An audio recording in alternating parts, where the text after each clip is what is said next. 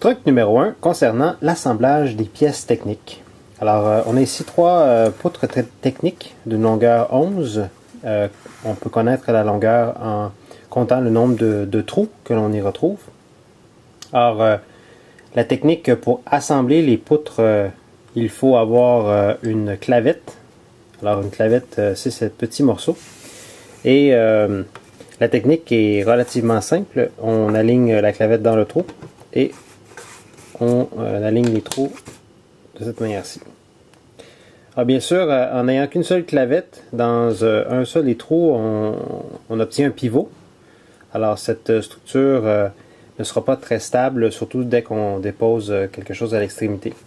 Alors si on souhaite avoir quelque chose de plus stable, on doit absolument avoir une clavette dans deux trous, voire consécutifs, et si possible même le plus éloigné possible.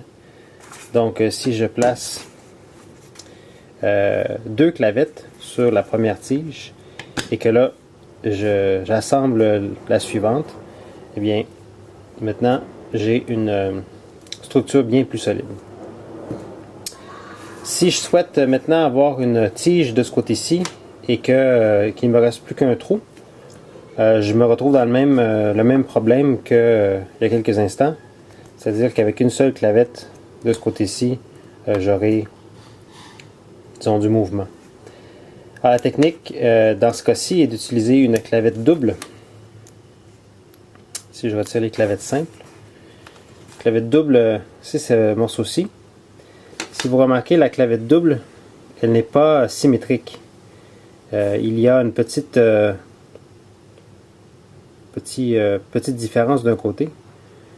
Donc, cette différence va me permettre de passer la clavette d'un bord à l'autre, de cette manière-ci, et de la même manière, la suivante, de cette manière-ci. Et jusqu'à mesure de placer mes poutres techniques d'un côté comme de l'autre, et pour avoir du support. Voilà, j'espère que ça vous a aidé. La suite dans quelques instants.